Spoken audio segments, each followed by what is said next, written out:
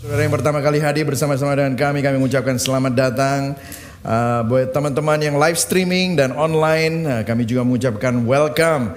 Kita mempunyai hashtag bukan tempat untuk orang sempurna, tetapi kita semua disempurnakan oleh kuasa Injil dan kasih karunia Kristus. Yang setuju katakan amin. Amin. Saya juga ingin mengingatkan bagi saudara yang ingin dibaptis tetapi belum mendaftar, make sure saudara mendaftar. Dan mungkin ada beberapa dari saudara pikir nanti kalau misalnya dibaptis tahun depan aja pas lagi APS buka. Nah, 3 kelas katekisasi yang akan terjadi mulai minggu depan itu akan bisa diaplikasikan di dalam 8 kelas APS. Kelas APS itu ada 8, kalau saudara udah ambil 3 di sini, saudara tidak perlu ambil lagi semester depan. Sehingga saudara tidak perlu menunda untuk saudara dibaptis ya saudara ya. Jadi kalau saudara tergerak untuk dibaptis, make sure saudara daftar minggu ini. Karena minggu ini adalah yang terakhir. Pendaftaran online sudah ditutup, kalau saudara mau mendaftar saudara bisa datang ke Connect Booth. Nah, ini adalah khotbah kita yaitu Meaningless Without Jesus. Eksposisi kita pengkhotbah minggu ke-8. Dan judul khotbah saya hari ini adalah Hidup dan Mati dalam Pandangan Injil. Ya saudara, saudara kalau saudara sadari tidak peduli seberapa sukses saudara, seberapa banyak uang saudara, seberapa banyak kenyamanan yang saudara miliki dalam hidup ini, apakah saudara sangat religius ataupun saudara benar-benar baru percaya Tuhan dan hari ini mungkin saudara tidak percaya Tuhan, tetapi saudara karena mau makan sama teman saudara, saudara diajak dulu ke gereja, ke Gibeon Church, ya welcome. Tapi kita semua harus menghadapi kematian. Ajal akan datang menghampiri semua manusia.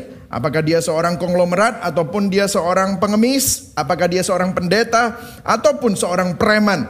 Jadi bagaimana menjalani kehidupan dan menghadapi kematian? Disinilah kita akan membaca sama-sama pengkhotbah 9 ayat 1-12. Kita akan membacanya dan mengeksposisinya hari ini. Saya akan memulai dari ayat yang pertama warna putih dan saudara membacanya bergantian dengan warna yang ungu. Ya, sesungguhnya semua ini telah kuperhatikan. Semua ini telah kuperiksa, yakni bahwa orang-orang yang benar dan orang-orang yang berhikmat dan perbuatan-perbuatan mereka baik kasih maupun kebencian ada di tangan Allah. Manusia tidak mengetahui apapun yang dihadapinya. Ayat 2. Segala sesuatu sama bagi sekalian. Nasib orang sama, baik orang yang benar maupun orang yang fasik, orang yang baik maupun orang yang jahat, orang yang tahir maupun orang yang najis, orang yang mempersembahkan korban maupun yang tidak mempersembahkan korban. Sebagaimana orang yang baik, begitu pula orang yang berdosa. Sebagaimana orang yang bersumpah, begitu pula orang yang takut untuk bersumpah. Inilah yang celaka dalam segala sesuatu yang terjadi di bawah matahari. Nasib semua orang sama. Hati anak-anak manusia pun penuh dengan kejahatan dan kebebalan ada dalam hati mereka seumur hidup. Kemudian mereka menuju alam orang mati. Ayat 4. Tetapi siapa yang termasuk orang hidup mempunyai harapan, karena orang yang hidup lebih baik daripada singa yang mati. Karena orang-orang yang hidup tahu bahwa mereka akan mati, tetapi orang yang mati tidak tahu apa-apa. Tak ada upah lagi bagi mereka. Bahkan kenangan kepada mereka sudah lenyap. Ayat 6. Baik kasih mereka maupun kebencian dan kecemburuan mereka sudah lama hilang. Dan untuk selama-lamanya tak ada lagi bahagian mereka dalam segala sesuatu yang terjadi di bawah matahari. Mari, makanlah rotimu dengan sukaria, minumlah anggurmu dengan hati yang senang, karena Allah sudah lama berkenan akan perbuatanmu. Ayat 8. Biarlah selalu putih pakaianmu dan jangan tidak ada minyak di atas kepalamu. Nikmatilah hidup dengan istri yang kau kasihi seumur hidupmu yang sia-sia, yang dikaruniakan Tuhan kepadamu di bawah matahari. Karena itulah bahagianmu dalam hidup dan dalam usaha yang kau lakukan dengan jerih payah di bawah matahari. Ayat 10. Segala sesuatu yang dijumpai tanganmu untuk dikerjakan, kerjakanlah itu sekuat tenaga. Karena tak ada pekerjaan, pertimbangan, pengetahuan dan hikmat dalam dunia orang mati, kemana engkau akan pergi. Lagi aku melihat di bawah matahari bahwa kemenangan perlombaan bukan untuk yang cepat, keunggulan perjuangan bukan untuk yang kuat, juga roti bukan untuk yang berhikmat, kekayaan bukan untuk yang cerdas, karunia bukan untuk yang cerdik cendikia, karena waktu dan nasib dialami mereka semua. Ayat 12. Karena manusia tidak mengetahui waktunya, seperti ikan yang tertangkap dalam jala yang mencelakakan, dan seperti burung yang tertangkap dalam jerat, begitulah anak-anak manusia terjerat pada waktu yang malang, kalau hal itu menimpa mereka secara tiba-tiba. Berbahagialah orang yang mendengar firman Tuhan, memelihara dalam hatinya dan melakukan dalam hidupnya. Minggu lalu kita belajar tentang gospel wisdom in meaningless world. Jadi hikmat Injil di dalam kefanaan dunia. Dan minggu lalu kita belajar tentang the problem of evil and suffering. Masalah kejahatan dan penderitaan. Pertanyaan-pertanyaan seperti why bad things happen to good people. Ya saudara ya. Kalau saudara belum mengikuti ini, saudara bisa mengikutinya karena ini akan menjawab banyak sekali pertanyaan. Hari ini kita akan bicara tentang the problem of death. Masalah kematian di dalam hidup semua manusia. Saudara, kita tidak suka membicarakan tentang kematian. Kita berusaha melupakan kematian dengan mengejar kesenangan. Kita rela bayar harga yang sangat mahal untuk tetap hidup.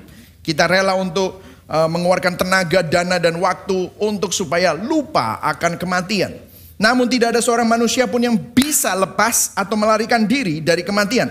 Justru seperti katekismus tadi, kalau kita membicarakan kematian, ini adalah kesempatan untuk bisa memberitakan Injil. Karena hidup ini sementara. Nah, inilah sebabnya poin saya ada 3 hari ini. Kematian itu pasti. Apakah kita memperhatikan cara kita hidup? Yang kedua, hidup tidak dapat diprediksi. Cara kita meninggal tidak ada yang tahu. Apakah kita siap menghadapi kematian yang tidak terduga kapan datangnya? Kemudian yang ketiga, bagaimana Injil memampukan kita untuk menikmati hidup yang Tuhan berikan sepenuhnya. Ya saudara ya, ini mungkin saudara pikir saudara datang ke gereja hari Minggu pagi-pagi kok bicara tentang kematian. Yes saudara ya. Tetapi inilah saudara begini ya, inilah perbedaan antara topical preaching and expositional preaching. Ini topik bukan saya yang milih, tetapi teksnya sampai ke situ. Jadi kalau misalnya teksnya sampai situ, kita nggak bisa milih mau ngomongnya apa. Inilah perbedaannya. Kalau exegetical preaching itu khotbahnya berdasarkan teks. Kalau topical preaching itu khotbahnya berdasarkan apa yang pembicaranya mau bicarakan. Nah, kalau pembicaranya mau membicarakan apa, baru kita cari ayatnya. Nah, kalau begitu, saudara mendengar pembicara. Tetapi hari ini saudara mendengar firman. Nah, ini perbedaannya. Amin saudara ya. Itulah sebabnya exegetical preaching atau expositional preaching saya lebih suka. Karena apa? Teks yang mendikte saya, bukan saya yang mendikte teks. Oke? Nah, kita akan mulai yang pertama. Kematian itu pasti. Apakah kita memperhatikan cara kita hidup? Yang siap belajar katakan yes. Ya, oke. Nah, kita akan mulai dari ayat yang pertama. Kalau kita baca yang pertama, nah kita akan mulainya dengan membaca dari versi Alkitab yang berbeda. Ya, Indonesia, bahasa Indonesia itu ada macam-macam Alkitabnya. Ya, believe it or not, kalau nggak salah ada 9. Tetapi hanya 3 yang memiliki perjanjian lama. Sedangkan yang 1 hanya memiliki kitab hikmat saja. Tidak semua, Kejadian mereka tidak punya. Nah, yang akan kita baca adalah terjemahan sederhana Indonesia. Satu lagi yang mempunyai perjanjian lama secara lengkap adalah selain terjemahan baru yang saudara bisa beli di mana-mana, Alkitab TB itu ya. TB, terjemahan baru itu singkatannya. Satu lagi adalah BIMK, Bahasa Indonesia Masa Kini. Ya, masa kini. Saya selalu ngomongnya mudah dicerna. Masa kini ya. Jadi itu. Nah, hari ini kita akan baca TSI ya saudara ya. Pengkhotbah 9 ayat 1. Nah, ini lebih cocok dengan bahasa aslinya dibanding yang TB. Jadi aku merenungkan semua hal tersebut dan menyimpulkan bahwa apa yang akan terjadi kepada orang benar, orang bijak dan semua hasil pekerjaan mereka sudah ditentukan oleh Allah. Jadi hidup kita sudah ditentukan oleh Allah, saudara. Dan kemudian selanjutnya, tidak ada yang tahu akan dikasihi atau dibenci sebelum hal itu terjadi. Bahasa Inggrisnya, people know neither love nor hatred by anything they see before them. Nah, banyak orang bingung tentang ayat ini. Apa maksudnya? Begini saudara. Kita tidak bisa mengukur apakah hidup kita itu diberkati oleh Tuhan, diperkenan oleh Tuhan berdasarkan keadaan orang tersebut atau cara mati orang tersebut. Saya kasih contoh ya. Ada orang yang bilang sama saya dulu waktu masih saya kecil, bukan kecil lah ya, remaja, saya itu nakal sekali. Ya semua orang itu udah rahasia umum. Kayaknya teman-teman SMA saya kalau tahu saya kalau saya jadi pendeta semua kaget. Michael jadi pendeta gitu saudara ya. Karena julukan saya pendeta cabul dulu saudara ya. Benar ini nggak bohong. Saudara tanya sama teman SMA saya. Mereka menjuluki saya pendeta cabul. Dan mereka, nah salah satu hamba Tuhan yang pernah ngomong sama saya gini. Kamu tuh perlu bertobat. Saya kan soalnya suka ngelawan orang tua, pemberontak, ngelawan guru. Pokoknya semua guru-guru les semua pasti saya bikin nangis gitu ya. Semua guru les, guru piano, guru semuanya. Pokoknya saya paling anti otoritas. Ya, jadi yang begitu. Terus dia bilang, kamu tuh perlu bertobat. Aku itu ya, hamba Tuhan, saya ini punya teman. Ya begitu, hidupnya kayak kamu gitu. Satu hari ya, dia naik motor ditabrak nancep itu di pohon, modelnya. Gitu. Orang ya, matinya ngenes itu dikutuk Tuhan. Saya jadi takut. Makanya, mau gak mati ngenes kamu? Kamu gak mau toh mati ngenes? Mati cara ndak enak itu. Itu orang yang dikutuk Tuhan. Nah, Raja Salomo bilang gini, you gak bisa bilang berdasarkan keadaan seseorang, berdasarkan cara mati seseorang, bahwa orang itu dikutuk Tuhan atau dicintai Tuhan. Nggak bisa. Karena kalau kita bicara tentang hal itu, kita fast forward. Apa yang terjadi dengan Yohanes Pembaptis? Yohanes Pembaptis adalah seorang nabi yang terakhir yang menyiapkan jalan buat Yesus Kristus. Matinya di mana? Dipenggal. Gara-gara apa? Gara-gara ada Herodes main game sama anaknya. Dan anaknya menang dan dibilang, hadiahmu minta apa? Kepalanya Yohanes Pembaptis. Dan kepalanya Yohanes Pembaptis dipenggal. Mati ngenes, saudara. Apakah Tuhan gak berkenan sama hidupnya? Tuhan sangat berkenan sama hidup Yohanes Pembaptis. Bagaimana dengan Petrus? Petrus adalah seseorang yang merintis gereja, Bishop of Christian Church. Mula-mula dia bishopnya. Apa yang terjadi? Dia mati dengan kepala salib terbalik. Mati ngenes. Apakah hidupnya tidak berkenan di hadapan Tuhan? Enggak. Bagaimana dengan Rasul Paulus yang menulis 2/3 dari Alkitab? Kapal karam 3 kali, dilempari batu sekali, dan yang terakhir dipenggal. Orang bilang, ini hamba Tuhan paling kasihan. Gak ada, kalau zaman sekarang, gak ada favor of God. Saudara, kita selalu dibombardir dengan pengajaran-pengajaran bahwa kalau seseorang itu diperkenan Tuhan, itu dia pasti akan sukses, kaya, miskin, nyaman, dan matinya aman, tenang. Gak selalu, saudara. Ada begitu banyak hamba-hamba Tuhan yang sangat mencintai Tuhan, harus mati dan dipanggil Tuhan di dalam keadaan yang menderita, saudara. Jadi keadaan kita atau apa yang terjadi atas hidup kita tidak bisa dijadikan tolok ukur perkenanan Tuhan atas hidup kita. Nah, ini menyedihkan di mana pengkhotbah dan gereja yang mengatakan kalau kamu mengasihi Tuhan, kamu beribadah pada Tuhan, kamu melayani Tuhan, maka kamu akan selalu makmur, sehat dan kaya. Itu bukan Alkitab. Buku-buku yang mengajarkan kalau kamu berkata doa Yabes maka wilayahmu akan diperluas dan kesakitan tidak akan menimpa kamu. Itu hanya untuk Yabes, belum tentu untuk kita. Kalau kita melihat tokoh-tokoh Alkitab, begitu banyak orang yang wilayahnya nggak diperluas, tapi kepalanya dipenggal, dia dibakar. Yohanes, orang yang paling dikasihi Yesus, apa yang terjadi? Dia dimasukkan tubuhnya di minyak panas, nggak mati, melonyot semua, saudara. Apa yang terjadi? Udah gak mati, dibuang di Pulau Patmos. Di situ dia menulis 1 Yohanes, 2 Yohanes, dan juga dia menulis kitab Wahyu. Dan dia mati sendirian di Pulau Patmos, mati ngenes. Jadi kita tidak bisa menjawab bahwa perkenanan Tuhan itu berdasarkan apa yang terjadi dalam hidup kita. Jadi kalau hari ini saudara merasa bahwa saudara mengalami pergumulan, saudara banyak penderitaan, saudara bilang, aduh Tuhan, kenapa engkau tidak mengasihi aku? Siapa bilang Tuhan tidak mengasihi kita? Kalau saudara sadar, kadang-kadang kita berfokus pada penderitaan kita dan tidak bisa menghitung apa yang Tuhan sudah lakukan. Dan begitu kesetiaan Tuhan itu begitu banyak. Dan kalau saudara mau hitung sebenarnya kesetiaan Tuhan dan kebaikan Tuhan itu tidak terhitung dibandingkan penderitaan saudara. Yang setuju katakan amin. Ini kita perlu sadar akan hal ini. Josh Hart, seorang penulis komentari dari Ecclesiastes, dia bilang begini, berada dalam genggaman tangan Tuhan tidak berarti, katakan sama-sama, tidak berarti. Tidak berarti, ya saudara. Selalu makmur, sehat, dan hidup bebas dari sakit penyakit. Umat Tuhan bisa saja mengalami penderitaan. Namun kita percaya bahwa Yesus lebih dari cukup. Bahwa dia memegang kendali dan waktu serta rencananya adalah yang terbaik di dalam setiap keadaan. Termasuk apa? Penderitaan. Jadi kalau saudara saleh, saudara rohani, itu enggak jaminan bahwa kemakmuran dan kenyamanan dan kesehatan itu selalu ada. Jangan sampai kita saleh dan rohani karena dapat itu. No.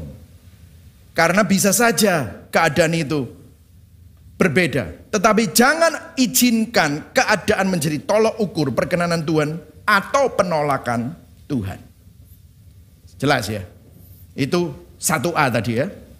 Keadaan kita nggak bisa dijadikan tolok ukur. Kemudian berikutnya. Lihat apa yang terjadi. Karena nasib semua orang sama. Baik orang benar maupun orang jahat. Nah di sini ya. TSI dan TB dan Inggris semua memberikan 6. Orang benar, orang jahat. Orang najis atau orang tidak najis. Orang yang mempersembahkan korban maupun tidak mempersembahkan korban. Hal yang sama menimpa siapa saja, termasuk orang baik, orang berdosa. Orang yang berani bersumpah dan yang tidak bersumpah. Hal ini memang tidak adil. Sangat menyedihkan. Nasib yang sama menimpa setiap orang. Selama hidup di dunia ini, hati dan pikiran manusia penuh dengan kejahatan dan kebebalan. Bahkan sampai mereka apa saudara? Mati.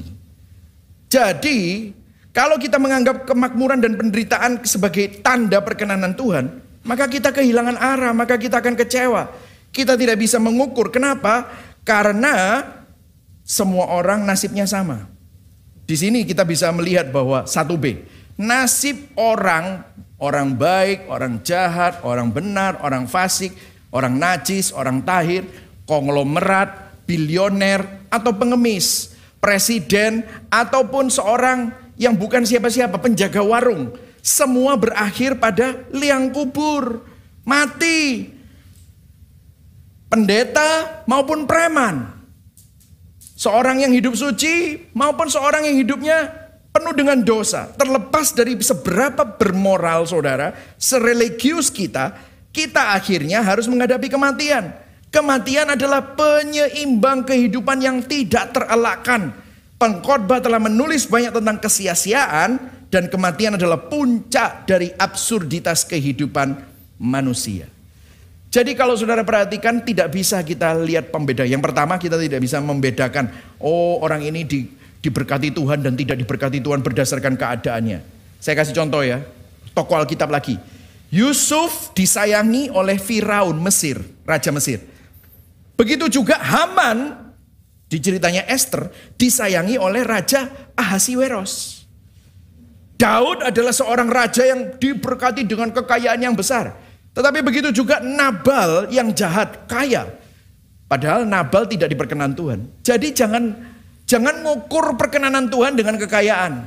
Jangan ngukur perkenanan Tuhan sama disayang oleh orang penting. Tidak seperti itu. Cara mati. Ahab adalah raja yang jahat, terbunuh dalam pertempuran. Dan tubuhnya dimakan oleh anjing. Demikian juga Yosia yang takut akan Tuhan, mati juga di dalam peperangan. Dan Yosia sangat takut akan Tuhan. Jadi cara seseorang dipanggil Tuhan jangan dijadikan ukuran bahwa dia dikasihi Tuhan atau tidak. Sudah pernah dengar ya, orang itu hidupnya soro, mati ngenes. Kutuke wake pasti. Loh, tapi orangnya baik. Oh itu mungkin kutuk keturunan dari engkongi. Saudara, itu pengajaran tidak alkitabiah loh. Itu pengajaran agama. Itu kecampur sama karma. Itu. Saya pernah mengupas ya tentang hukum karma ya. Jadi nasib manusia entah caranya bagaimana hidupnya. Akhirnya manusia itu harus mati. Nah dari mana asal kematian? Saya mau tunjukin kepada saudara bahwa sebenarnya manusia tidak diciptakan untuk mati. Kalau kita baca di Kejadian 1 dan 2, manusia diciptakan untuk kehidupan. Saudara dan saya diciptakan untuk kehidupan. Katakan sama-sama, saya diciptakan untuk kehidupan. Katakan pada kanan kiri, kamu itu diciptakan untuk hidup bro. Nah itu saudara ya. Bukan untuk kematian. Lah apa yang terjadi? Kenapa? What happened? Nah saudara kalau baca di Kejadian 3, saya nggak akan buka. Manusia pertama, Adam yang pertama, yaitu Adam berdosa. Dia dikasih tahu sama Tuhan. Kamu boleh makan semua, kamu boleh menikmati. Itu loh, kita ini mestinya diciptakan untuk hidup dan menikmati. Tapi dia nggak menikmati yang itu, tapi dia mau yang tidak boleh dimakan itu. Terus kemudian apa yang terjadi? Waktu dimakan, Tuhan udah bilang, kalau kamu makan itu, kamu akan mati. Waktu makan itu mereka sadar, mereka berdosa, mereka mati rohani. Akhirnya mati pelan-pelan, akhirnya mengalami kematian. Nah itulah yang terjadi sama kita semua. Dan Roma 6 ayat 23 berkata, upah dosa adalah maut. Jadi kalau saudara dan saya adalah orang yang berdosa, maka kematian akan datang kepada kita. Makanya kita ini semua harus mengalami kematian. Kenapa? Itu karena dosa yang terjadi dalam hidup kita. Nah kemudian selanjutnya, selanjutnya. Pengkhotbah 4 dikatakan ini. Tetapi selama kita hidup, kita masih memiliki harapan. Kenapa? Karena paling tidak saudara tahu gimana memperbaiki hidupmu supaya hidupmu itu tidak sia-sia. Terus dikatakan begini, keadaan kita boleh diibaratkan seperti ini. Baca sama-sama, 1, 2, 3. Lebih baik seekor anjing yang masih hidup daripada singa yang sudah mati. Nah ini guyon sedikit ya. Paling tidak ini ya saudara, ini mengkonfirmasi teori saya bahwa anjing lebih baik daripada kucing. Karena singa itu adalah kucing yang besar gitu saudara.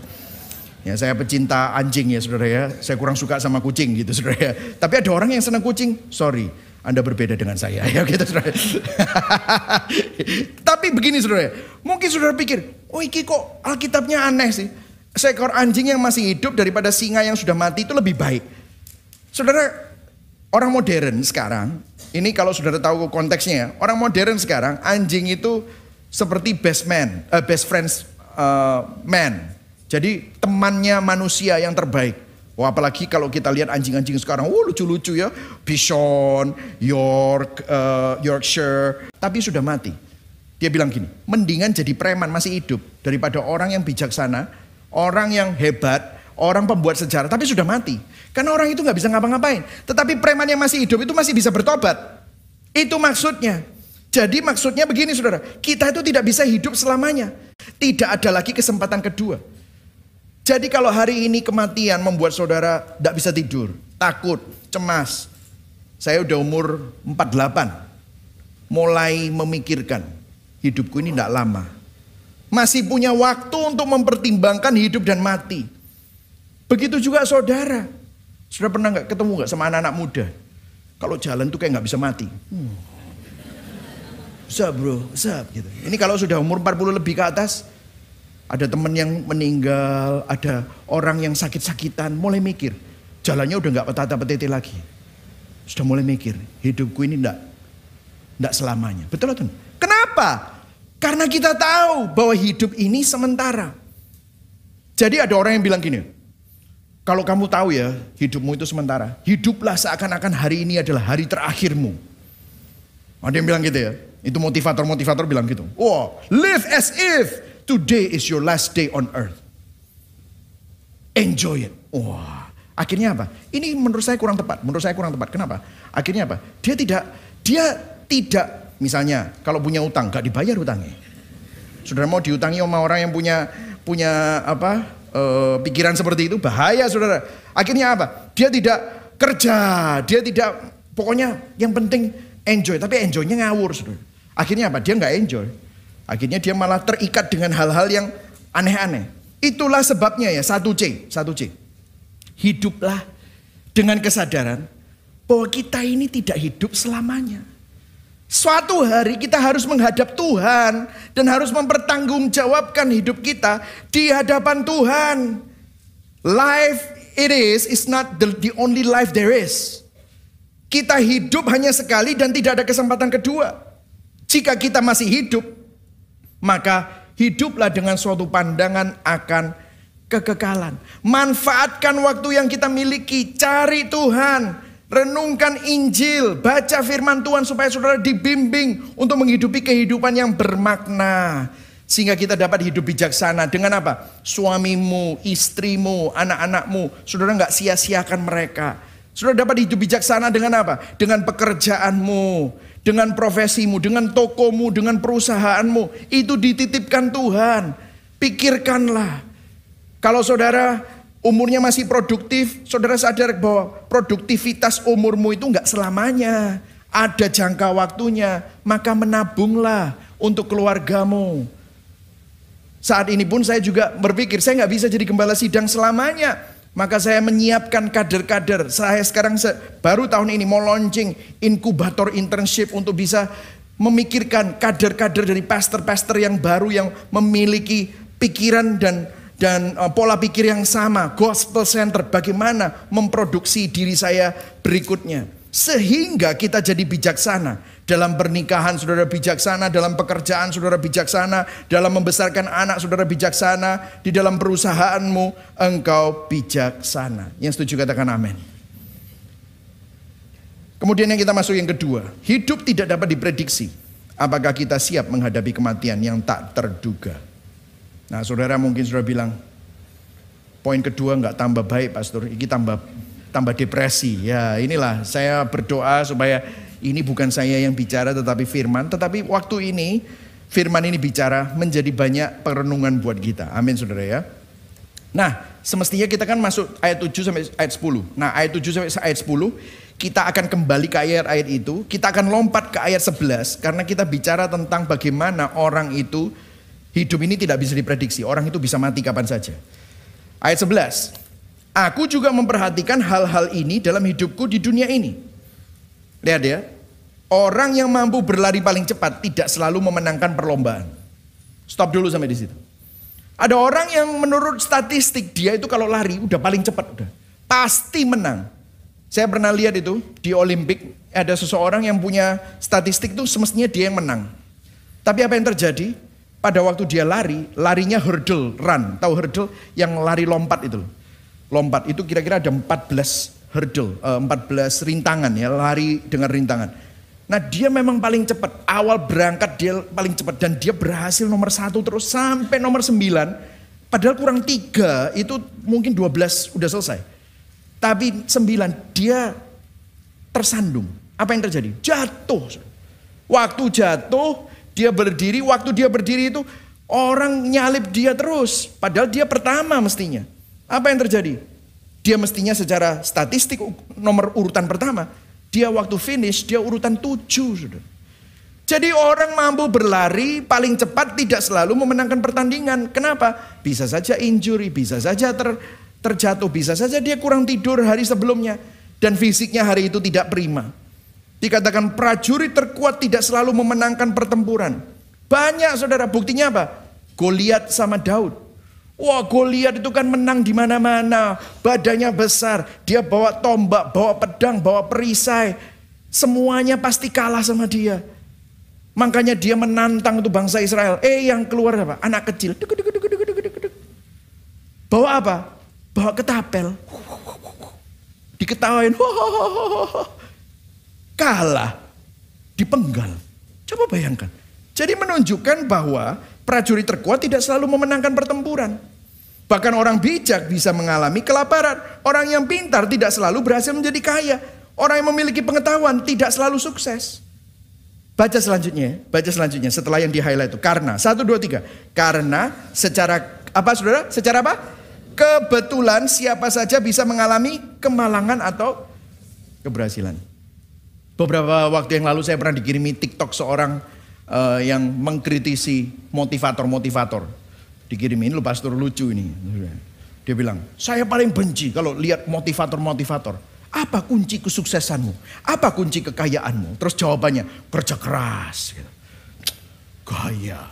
Banyak orang kerja keras yang gak sukses kok. Tahu jawabannya apa? Kebetulan. Loh saudara, kalau saudara interview semua orang ya, yang sukses-sukses. Memang kerja keras ada. Tapi pasti ada unsur keberuntungan, betul atau tidak? Selalu ada unsur keberuntungan. Nah itu secara kebetulan siapa saja bisa mengalami keberhasilan. Tapi sebaliknya, saudara pernah ketemu sama orang yang kayanya luar biasa, suksesnya luar biasa. Gara-gara salah invest, gara-gara salah bisnis partner, gara-gara salah masukin duit di waktu yang salah. Apa yang terjadi? Kemalangan, jogrok, bangkrut, just like that. Kebetulan. Makanya hidup kita ini ada di tangan Tuhan, saudara. Terus dikatakan begini, ayat 12. Ayo baca sama-sama ayat 12 ya. 1, 2, 3. Seperti ikan dan burung yang tiba-tiba terperangkap dalam jala atau jerat, demikian juga tidak seorang pun tahu kapan dia akan ditimpa malapetaka. Jadi hidup kita sangat singkat seperti uap. Kematian dapat datang tiba-tiba tanpa diundang. Apakah kita siap saat ajal datang menjemput? Dikatakan tadi, hidup ini tidak ada yang bisa memprediksi bencana itu kapan terjadi. Ikan lagi nyantai-nyantai, berenang, tiba-tiba ada speedboat, ada speedboat, ya tidak curiga. Tiba-tiba ikannya sudah di dalamnya, tidak lama kemudian jadi sushi. Mampus dia, terbang, burung dara terbang, ya kan? Tiba-tiba dapat. Tiba-tiba sudah disajikan burung dara goreng. Mati. Tidak ada yang bisa memprediksi. Hidup kita sangat singkat. Seperti uap, kematian dapat datang tiba-tiba tanpa diundang. Nah kalau saudara tiba-tiba dipanggil, ajal datang menjemput, siap nggak saudara? Saudara, saya ingat waktu almarhum papa saya dipanggil Tuhan. Persiapan sebelum kami memutuskan untuk pulang ke Indonesia itu 2 tahun saudara. Dan saya masih ingat sebelum saya berkata ya terhadap tawaran papa saya, itu saya sempat duduk di sebuah restoran berdua makan sama papa. Saya habis pelayanan keliling, saya masih menggembalakan di Amerika, gerejanya juga bertumbuh, bisnis kami juga di Amerika juga sangat bertumbuh. Dan kami waktu itu ngobrol dan papa bilang begini sama saya, kamu loh ya Mike, papa itu dari kecil sama kamu itu taunya nakal terus. Habis itu kamu pergi ke Amerika sekolah, kita mendoakan kamu Tuhan, channel anakku gak rusak gitu ya di Amerika. Saya bertobat justru di Amerika, jadi hamba Tuhan. Terlepas dari orang tua saya, terus dia bilang, papa itu gak pernah pelayanan bareng sama kamu. Gak pernah mengecap buah kelahiran barumu. Waduh, terenyuh saya, aduh Tuhan gitu. Ya. Jadi kita persiapan 2 tahun. Nah 3 minggu sebelum saya berangkat pulang ke Indonesia, jadi rumah sudah dijual, semua sudah dijual, semuanya sudah laku, tinggal diambil orangnya. Ya, saya lagi pelayanan di San Francisco, saya lagi khotbah 3 sesi hari itu dan saya lagi tidur, kira-kira jam 2:30 pagi. 2:30 pagi saya ditelepon, papa meninggal. What? Wah, hati saya hancur. Saudara tahu ceritanya waktu pulang, saya diceritain hari Sabtunya. Itu meninggalnya hari Minggu, Bapak. Hari Sabtunya, dia masih ke Adiasa, saudara. Di Adiasa, dia ketemu sama teman-temannya. Waktu duduk sama teman-temannya, dia maisong melayat orang, dia malah tanya sama teman-temannya itu umurnya mereka semua. Ye umur berapa? Holland Spreken, Ye umur berapa? Oh, Eko umur 70. Dan memang tahun itu dia umur 70. Ya, firman Tuhan bilang umur 70, kalau ditambahin bisa saja kapan. Terus besoknya dia ke gereja. Om saya yang khotbah, pendeta Raspandiangan, ya, itu pendeta GKI di khotbah. Dia tak tanyain, katanya pagi-pagi setelah kebaktian pertama makan pecel di belakang. Ye umur berapa? Ditanyain begitu. Eko sudah umur segini. Saudara, waktu itu ada 3 kebaktian. Setelah kebaktian kedua, ada kebaktian sore 4:30. Papa saya masuk ke kamar mandi untuk mandi dan dia tidak pernah keluar lagi. Didobrak, dia udah di lantai, langsung berpulang. Hidup sangat singkat. Tapi saya tahu, ayah saya siap. Tapi yang ditinggal itu gak siap. Tapi apakah saudara siap? Kalau ajal datang menjemput. Makanya Yakobus 4 ayat 13-15 bilang begini. Jadi sekarang hai kamu yang berkata hari ini atau besok kami berangkat ke kota Anu. Nunjukin ya saudara, di Alkitab ada Anu. Itu di Alkitab ada Anu. Dan di sana kami akan tinggal setahun berdagang serta dapat untung. Oh, dapat cuan. Sedang kamu tidak tahu apa yang akan terjadi besok. Apa arti hidupmu? Hidupmu itu sama seperti uap yang sebentar saja lalu kelihatan lalu lenyap. Sebenarnya kamu harus berkata jika Tuhan menghendakinya, kami akan hidup dan berbuat ini dan berbuat itu. Jadi jangan berpikir kita nggak bisa mati. Waktu kita di bumi ini terbatas. Makanya kita harus minta sama Tuhan.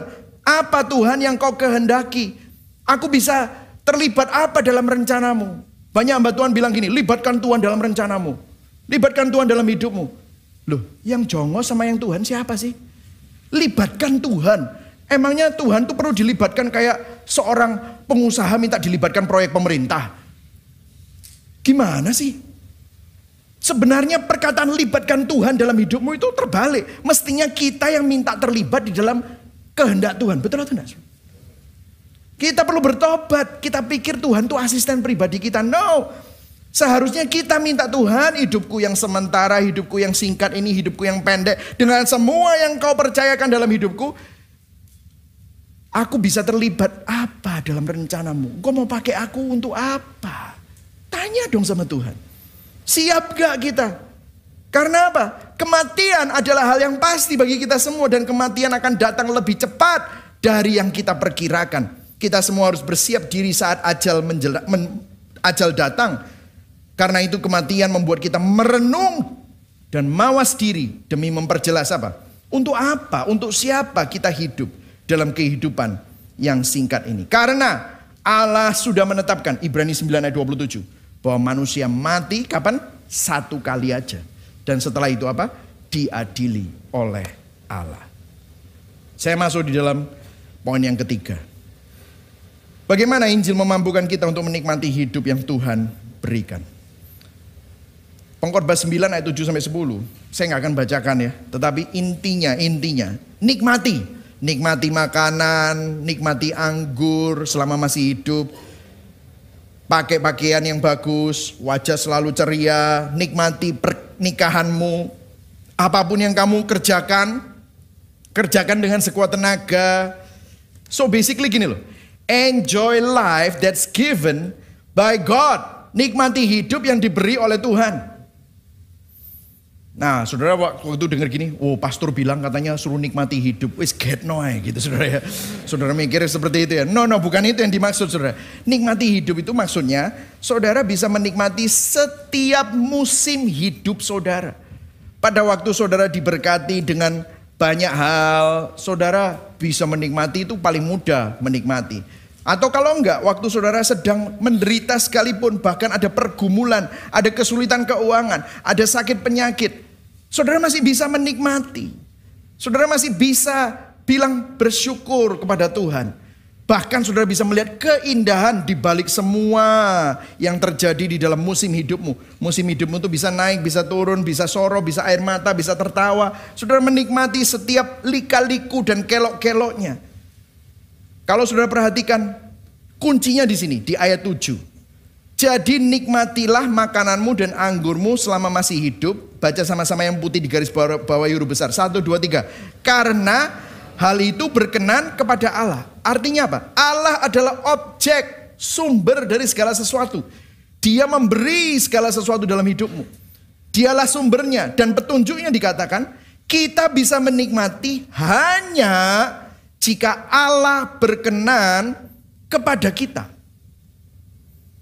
Loh, katanya tadi tidak boleh mengukur, tolak ukur bahwa keadaan hidup itu sebagai perkenan Allah. Iya. Tapi kalau saudara mau menikmati, saudara harus tahu bahwa kuncinya kita bisa menikmati hanya jika Allah berkenan kepada kita. Enjoy life that's given by God.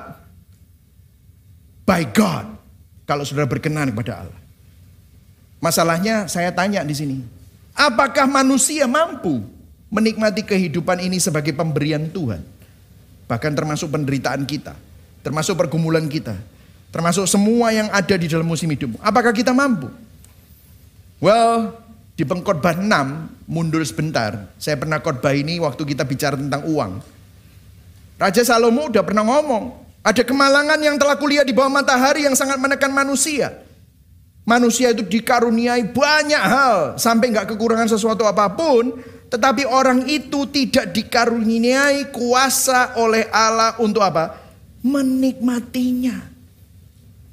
Di sini pengkhotbah Raja Salomo menggemakan, mengekokan kitab Kejadian.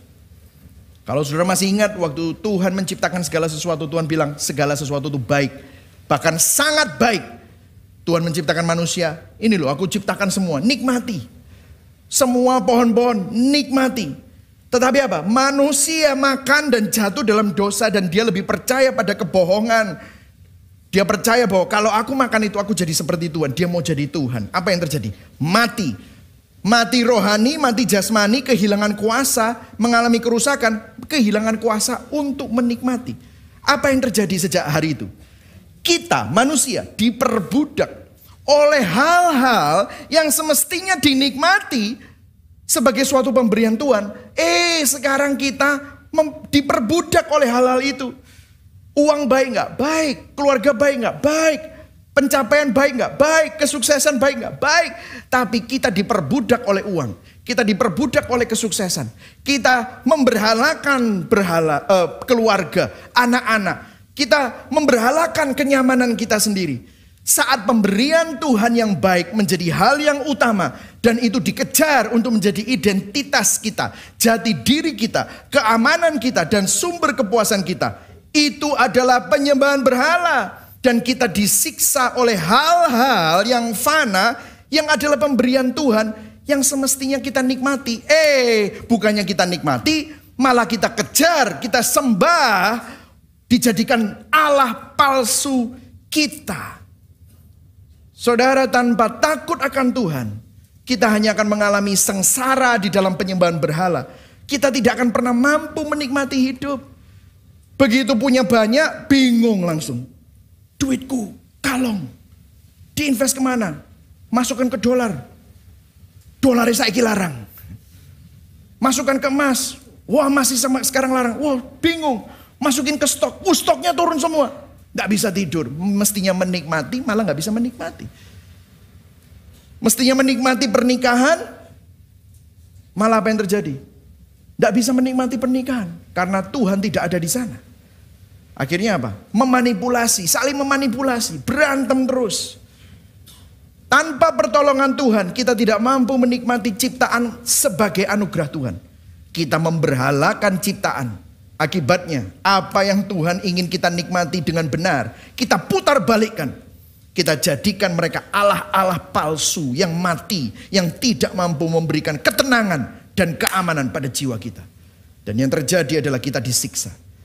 Sudah dengar, solusinya apa? Satu-satunya cara untuk menemukan ketenangan dalam hidup dan kemampuan untuk menikmati hidup adalah dengan menemukan solusi atas masalah dosa dan kematian. Bagaimana kita mengatasi dosa dan kematian? Di sini gospelnya. Saya mau mengajak saudara baca di Roma 5 ayat 12. Di sini Rasul Paulus menjawab pertanyaan Raja Salomo. Dan memberikan petunjuk kepada kita semua. Dikatakan ayat 12. Baca sama-sama ya. Sampai yang di pojok-pojok kita sama-sama baca. 1, 2, 3. Inilah yang sudah terjadi. Waktu manusia pertama Adam jatuh ke dalam dosa. Kuasa dosa itu pun masuk kepada semua manusia seperti penyakit keturunan yang menular. Bersama kuasa dosa itu datang juga apa?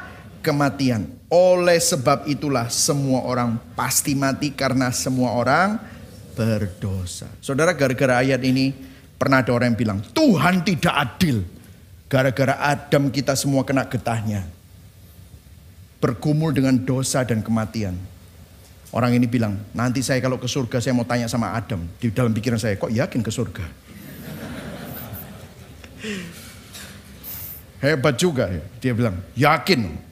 Saya tanya sama Adam, mungkin Adam di surga banyak musuhnya. Ini gara-gara kamu ini. Ya kan? Saya mau kasih tahu ya, kalau saudara jadi Adam, pasti saudara juga sama. Jatuh dalam dosa. Mau siapapun yang jadi Adam, saudara tukar tempat. Adam jadi Michael Christian jadi Adam. Saya juga pasti akan jatuh. Nanti Michael Christian yang ditanyain sama banyak orang. Podoai. Kita bilang tidak adil gara-gara Adam kita semua kena getahnya. Bergumul dengan dosa dan kematian. Saudara, saya kasih sedikit pelajaran Alkitab secara cepat. Kejadian 5 ayat 3. Waktu Adam punya anak dikatakan. Setelah Adam hidup 130 tahun. Ia memperanakkan seorang laki-laki menurut. Coba baca sama-sama yang ungu. Menurut apa? Rupa dan gambarnya. Bukan gambar Allah lagi. Semua anak Adam. Keturunan Adam. Menurut gambar dan rupanya siapa? Adam.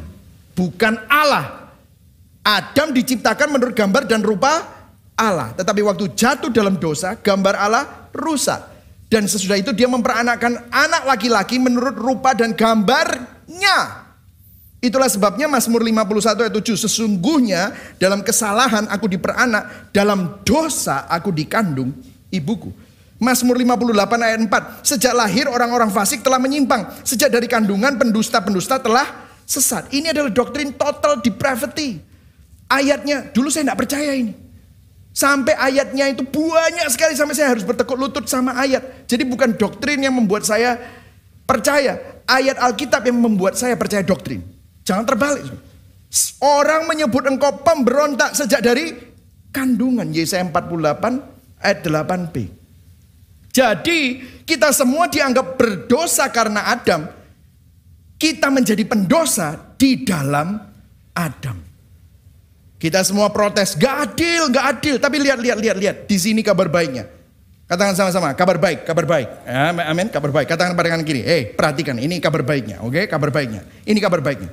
Namun, meskipun zaman dahulu dosa tidak diperhitungkan, tetapi akibat dosa Adam, semua manusia sejak zaman Adam sampai zaman Musa mengalami apa? Kematian. Walaupun pada zaman itu manusia tidak melanggar perintah apapun yang langsung diberikan dari Allah seperti Adam melakukan, tetapi manusia tetap tidak bisa lepas dari kematian. Tuhan pakai sistem yang sama yang kita bilang tidak adil itu. Lihat, Adam menggambarkan siapa? Kristus yang Allah janjikan untuk datang kemudian. Dengarkan saudara, apa yang kita anggap gak adil, justru adalah kabar baik yang menjadi jalan keluar yang Allah telah sediakan. Kita marah gara-gara Adam, kita kena getahnya dalam dosa dan kematian. Dengar, itu justru setupnya Tuhan untuk menciptakan sebuah jalan keluar bagi saudara dan saya yang ada di dalam dosa dan kematian. Seterusnya, kalau kita lompat di ayat 15. Akan tetapi, perbuatan Adam dan tindakan Kristus sungguh sangat jauh berbeda. Akibat pelanggaran Adam, semua manusia mewarisi kematian. Sebaliknya, katakan sama-sama, sebaliknya. Wah, ini kabar buruk jadi kabar baik. Sebaliknya, akibat pengorbanan Kristus Yesus, semua orang bisa dibenarkan di hadapan Allah dan menerima apa? Hidup kekal. Hal itu membuktikan kebaikan hati Allah yang amat luar biasa. Pelanggaran Adam yang pertama membawa kematian bagi kita. Tetapi karena begitu besar kasih Allah akan dunia ini, sehingga dia mengaruniakan anaknya yang tunggal. For God so loved the world that he gave. Supaya barang siapa yang percaya kepadanya tidak binasa, tidak mati, tetapi memperoleh hidup yang kekal. Pengorbanan Adam yang kedua yaitu Kristus mendatangkan kehidupan kekal bagi saudara dan saya. Kemudian ayat 18. Jadi kesimpulan, akibat pelanggaran Adam saja semua orang layak dibinasakan.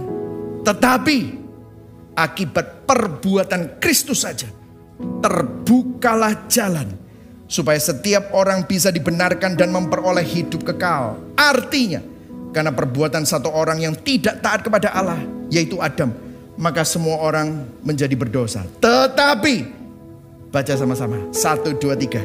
Karena satu orang yang lain, yaitu siapa? Yesus, yang taat kepada Allah, semua orang diberi kesempatan untuk dibenarkan di hadapan Allah. Berikan tepuk tangan buat Tuhan. Ini adalah pengharapan yang terbesar bagi saudara yang mendengar hari ini, baik online maupun onsite.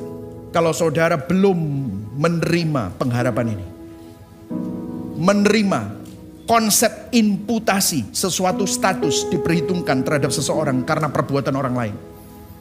Kita semua ada di dalam statusnya Adam.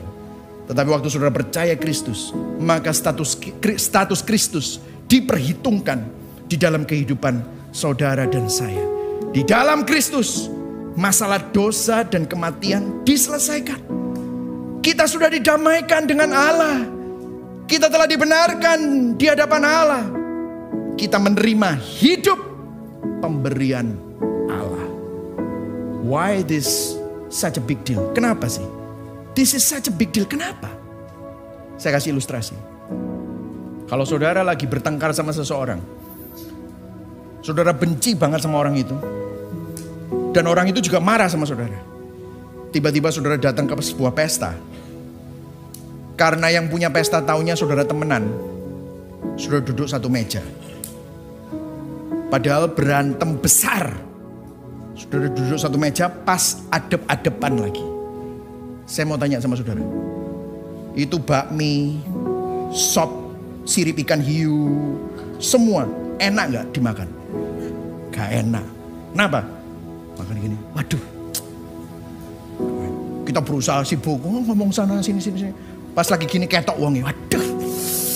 Sepet. Kenapa? Gak enak hatimu. Sudah bisa nikmati? Gak bisa. Pulang, hatimu juga gak enak. Mau ada yang nyanyi mau memukau hebat, mau yang nikah cantik, ganteng, gak bisa menikmati. Kenapa? Ada gak enak ini loh. Dengar, Allah semesta alam, murkanya karena kita berdosa, itu mestinya menghukum kita. Dan kita tahu kita rasa bersalah, kita ada rasa malu. Makanya kan Adam selalu bersembunyi sama Tuhan. Adam selalu berusaha menutupi. Makanya gak bisa menikmati. Gak bisa menikmati. Tapi karena Kristus, di dalam Kristus, saudara sekarang didamaikan dengan Tuhan. Saudara dibenarkan bukan karena kamu benar, tapi kebenaran Kristus diperhitungkan, diaplikasikan dalam hidupmu. Kamu mati mestinya, tetapi Kristus mati bagi kamu, sehingga kita menerima hidup pemberian Allah. Sekarang, dalam semua musim hidupmu, waktu engkau ketawa, saudara bisa menikmati. Ini semua karena Tuhan. Waktu engkau menangis, ini semua diizinkan Tuhan untuk kebaikan. Bahkan waktu engkau nangis pun, engkau bisa menikmati tangismu.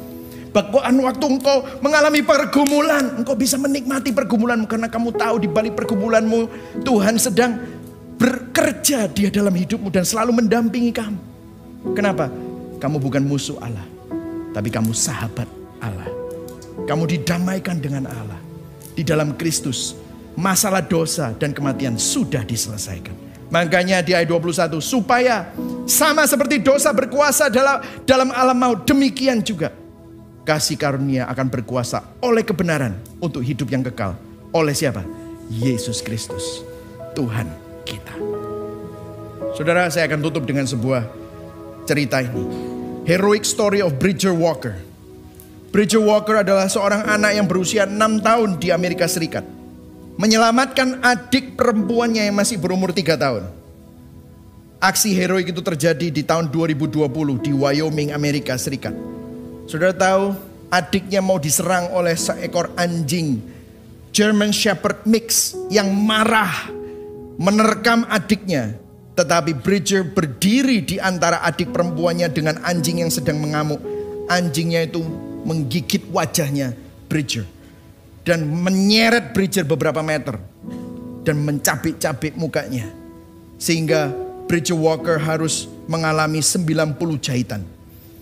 Kejadian itu jadi viral sehingga para pemain The Avenger, kalau saudara perhatikan ada Chris Evans, Captain America, Chris Hemsworth, Thor, Tom Holland on the phone, Spider-Man, dan Tony Starknya Iron Man, Robert Downey Jr. Mereka semua terinspirasi karena aksi heroiknya. Walker menghadang terkaman dan gigitan anjing demi menyelamatkan adiknya. Mengapa ini bisa saya sampaikan? Saudara, setiap kita mendambakan seorang pahlawan. Dan kita juga berusaha menjadi pahlawan itu. Namun tidak bisa memuaskan hati kita. Aksi-aksi heroik ini menginspirasi kita. Kenapa? Karena kalau kita perhatikan, Yesus Kristus adalah pahlawan kita yang sempurna. Yesus Kristus berdiri di tempat kita, bertukar tempat dengan kita. Untuk ngapain? Dia yang menghadang terkaman maut. Dia yang menerima pukulan hukuman dosa yang semestinya dijatuhkan atas saudara dan saya. Ganjaran yang mendatangkan keselamatan ditimpakan kepada dia. Mestinya saudara dan saya yang mestinya menerima ganjaran itu. Tetapi dia dipukul hukuman dosa di atas kayu salib. Pada waktu orang-orang itu menyalibkan dia, dia tidak marah. Dia bahkan berkata, Tuhan ampuni mereka, karena mereka tidak tahu apa yang mereka lakukan. Dan itu dialami Yesus Kristus. Dia bertukar tempat. Supaya apa? Kalau pukulan, ganjaran, dan maut itu ditimpakan kepada Yesus, supaya ada pertukaran tempat, supaya kita menerima kehidupan Kristus, kekudusan Kristus, berkat Kristus, kebenaran Kristus, perkenanan Kristus, dan kemuliaan Kristus. Hari ini ada beberapa saudara mungkin meragukan apakah Tuhan peduli sama saudara. Charles Spurgeon berkata, lihat salib, anak Tuhan. Harga yang telah dibayar Kristus di atas kayu salib terlalu mahal untuk Tuhan dapat melupakanmu. Yang setuju katakan amin. Saya berdoa supaya hari ini saudara diingatkan. Pertanyaan reflektif. Berapa banyak dari kita masih sering mengukur berkat dan perkenanan Tuhan atas apa yang terjadi sama hidup kita atau situasi kita? Hari ini bertobat. Mungkin saudara gak bisa menikmati pemberian yang Tuhan berikan. Kenapa? Jangan-jangan kita jadikan pemberian yang Tuhan berikan itu berhala. Itu yang membuat kita tersiksa dalam kesengsaraan. Kalau kematian itu pasti, bagaimana kita menghidupi hidup yang singkat ini? Dengan pandangan kekekalan? Atau hanya untuk yang fana, untuk senang yang fana? Apakah kita siap jika ajal datang menjemput? Pertanyaannya, sudahkah Anda berjumpa dengan pribadi Kristus? Melalui karya salibnya dia bertukar tempat mengatasi masalah dosa dan kematian. Mari sama-sama kita bertobat. Mari sama-sama kita merenungkan. Bertobat menjadikan pemberian Tuhan jadi yang utama. Hidup itu singkat. Jangan hanya hidup untuk kesenangan fana yang singkat ini. Pandang pada Kristus, Adam kedua yang mengalahkan dosa, mengalahkan maut untuk menukar hidupnya dengan hidup saudara dan saya. Amin saudara. Mari sama-sama bangkit berdiri. Karena Injil, kita tidak lagi khawatir dan takut kehilangan akan hal-hal yang diberikan Tuhan, namun bisa menikmati pemberian Tuhan. Apakah ini baik, buruk keadaanmu? Kau bisa menikmati karena ada Tuhan di sana. Karena Injil kita sadar bahwa hidup ini singkat, sehingga kita bisa hidup bijaksana, menjadi pengelola dan bertanggung jawab atas apa yang Tuhan percayakan dalam hidup ini. Karena Kristus, karena Injil, kematian bukan keputusasaan, bukan akhir dari segalanya, namun membuka pintu awal dari kehidupan kekal dari Tuhan. Mari sama-sama kita nyanyikan On That Day. Ku percaya Kristus yang telah bangkit, kuasanya telah menang, kekal kerajaannya. Karena kebangkitannya, maut tak berdaya. Pada harinya kelak Dia akan bangkitkanku. Nantinya kami pandang terang kemuliaan-Mu. Nantinya kan bersama angkat suara puji-Mu. Sampai nanti kami puji anugerah-Mu yang kekal, dan terus muliakan-Mu di hari yang mulia. Jadikan lagu ini doa kita, harapan kekal. Harapan kekal, biar sekarang lelah, kan abadi di sisi tata juru selamat. Meski tak mengerti ceritaku bermakna, mahkota mulia darinya dari surga. Nantinya kami pandang terang kemuliaan-Mu. Nantinya kan bersama angkat suara puji-Mu. Sampai nanti kami puji anugerah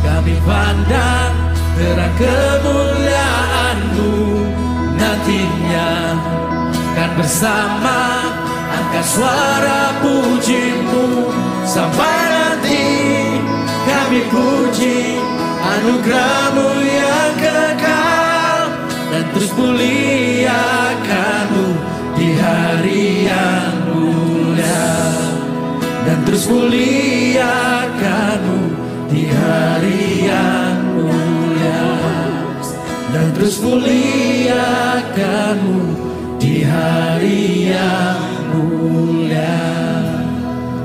Mari sama-sama kita berdoa. Tuhan, terima kasih Tuhan, karena pengorbanan-Mu kami tidak perlu takut menghadapi kematian. Seperti Rasul Paulus berkata, hai maut, di mana sengat-Mu? Di Roma 8 dia berkata, siapa yang bisa memisahkan kita dari kasih Kristus? Bahkan maut sekalipun tidak bisa memisahkan saudara dari kasih Kristus. Sehingga lagu yang tadi baru kita nyanyikan merupakan suatu bukan lagu angan-angan. Tetapi saudara tahu bahwa waktu saudara nanti dipanggil Tuhan, ada Bapa yang menanti. Ada Yesus yang memeluk saudara.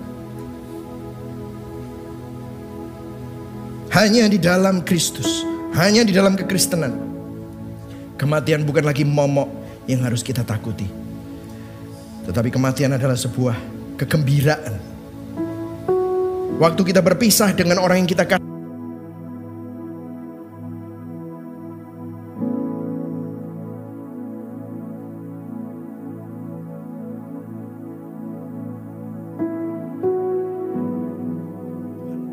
bersama dengan mereka, kesedihannya sudah selesai, jerih payahnya sudah selesai. Pada waktu kita yang masih ada di sini, kita bisa menikmati setiap musim hidup kita. Itu pun karena Yesus mendampingi saudara. Yesus mendampingi saudara, tidak pernah melepaskan saudara. Terima kasih untuk kebenaran-Mu. Hari ini Tuhan, kami diingatkan akan kasih. Hari ini kami bertobat menjadikan pemberian menjadi hal yang terutama. Kami bertobat dari hanya mengejar hal yang fana karena kami tahu hidup kami singkat. Dan biarlah di dalam ini semua kami sadar bahwa hidup kami hanya bagi-Mu, kami milik-Mu Tuhan. Saudara terima ini. Hamba-Mu berhenti berbicara Tuhan, tetapi biarlah Injil-Mu terus terngiang-ngiang dan mengkalibrasi setiap hati anak-anak-Mu. Mari arahkan hati dan tangan kita kepada Tuhan yang menyelamatkan, memelihara dan menopang kita. Jemaat yang dikasihi Kristus, Tuhan memberkati engkau dan melindungi engkau. Tuhan menyinari engkau dengan wajahnya dan memberikan engkau kasih karunia. Tuhan menghadapkan wajahnya kepadamu dan memberikan engkau damai sejahtera. Kiranya Allah Bapa, kasih setia dari Tuhan Yesus, penyertaan yang sempurna dari Roh Kudus melingkupi saudara, memberkati dan menyertai saudara dari sekarang sampai Maranatha, bahkan sampai selama-lamanya. Yang percaya dan menerima sama-sama katakan amin. Berikan tepuk tangan buat Tuhan Yesus. Happy Sunday, God bless you.